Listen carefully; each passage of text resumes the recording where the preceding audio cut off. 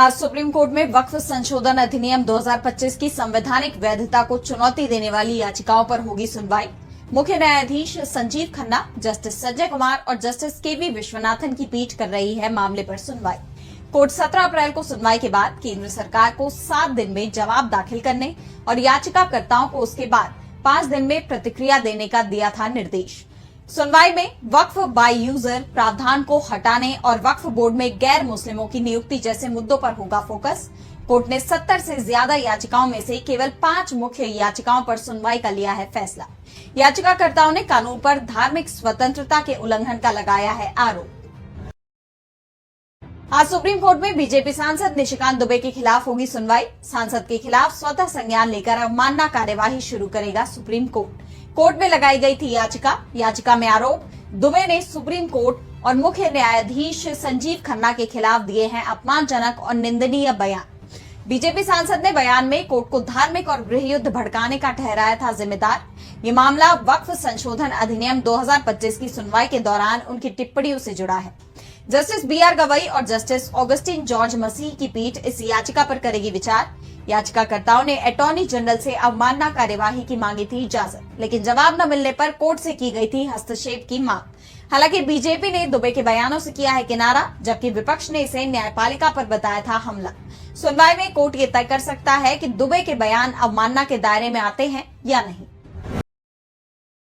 पाकिस्तान के अंदर भारत के हमले का खौफ, देश की नेशनल असेंबली की अचानक बुलाई गई बैठक।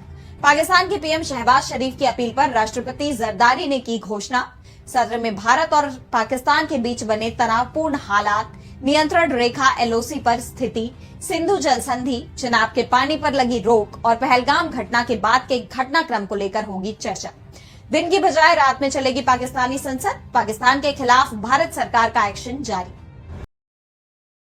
आज भी वायनाड दौरे पर रहेंगी कांग्रेस सांसद प्रियंका गांधी। उनके साथ पति रॉबर्ट वाड्रा भी मौजूद। इस दौरान कई कार्यक्रमों में हिस्सा लेंगी प्रियंका।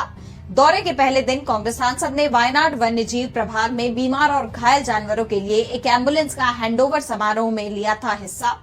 नूरपुझा FSC में रोबोटिक फिजियोथेरेपी उपकरण का भी किया उद्घाटन। अपने संसदीय क्षेत्र के 3 दिवसीय दौरे पर हैं प्रियंका।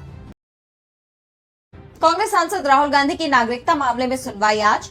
इलाहाबाद हाईकोर्ट की लखनऊ बेंच मामले में कर रही है सुनवाई। भाजपा नेता S विघ्नेश शिशिर ने दायर की है याचिका में राहुल गांधी के पास ब्रिटिश नागरिकता होने का दावा। याचिकाकर्ता ने भारतीय नागरिकता अधिनियम 1955 की धारा 9(2) के तहत राहुल गांधी की भारतीय नागरिकता रद्द करने की है मांग। पिछली सुनवाई में हाईकोर्ट ने केंद्र सरकार से पूछा, राहुल गांधी ब्रिटिश नागरिक हैं या नहीं। इस पर 10 दिन में दे जवाब। आज जापान दौरे पर रहेंगे रक्षा मंत्री राजनाथ सिंह। जापान के रक्षा मंत्री जनरल नाकातानी के साथ करेंगे द्विपक्षीय बैठक। वर्तमान क्षेत्रीय और अंतर्राष्ट्रीय सुरक्षा स्थिति पर करेंगे चर्चा। द्विपक्षीय रक्षा सहयोग को ज्यादा प्रगाढ़ करने पर रहेगा जोर। भारत और जापान के बीच रही है दीर्घकालिक मित्रता। रक्षा और सुरक्षा दोनों देशों के बीच संबंधों के महत्वपूर्ण स्तंभ। 6 महीने के अंदर दोनों रक्षा मंत्रियों की ये दूसरी बैठक। मध्य प्रदेश के मंडला जिले के रामनगर में 2 दिवसीय आदि उत्सव का समापन आज। मध्य प्रदेश के मुख्यमंत्री डॉक्टर मोहन यादव होंगे आज के मुख्य अतिथि। कार्यक्रम में सांस्कृतिक आयोजन और जनजातीय संस्कृति पर होगी संगोष्ठी। बीते दिन छत्तीसगढ़ के मुख्यमंत्री विष्णुदेव साय और केंद्रीय जनजातीय कार्य मंत्री जुएल ओराम ने उत्सव का किया शुभारंभ। कार्यक्रम में कई राज्यों के मंत्री हुए शामिल।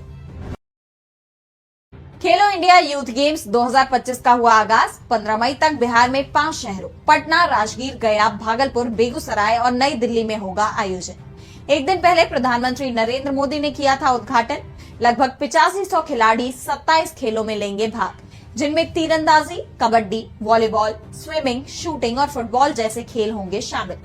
इसमें मलखम्ब, योगासन और खो खो जैसे पारंपरिक खेल भी है शामिल। पहली बार इस आयोजन की मेजबानी कर रहा है बिहार। सबसे बड़ी मधुबनी पेंटिंग और 400 बाल लामाओं द्वारा सिंगिंग बाउट प्रदर्शन से 2 गिनीज वर्ल्ड रिकॉर्ड बनाने की है योजना। Olympics.com और DD स्पोर्ट्स पर होगी लाइव स्ट्रीमिंग।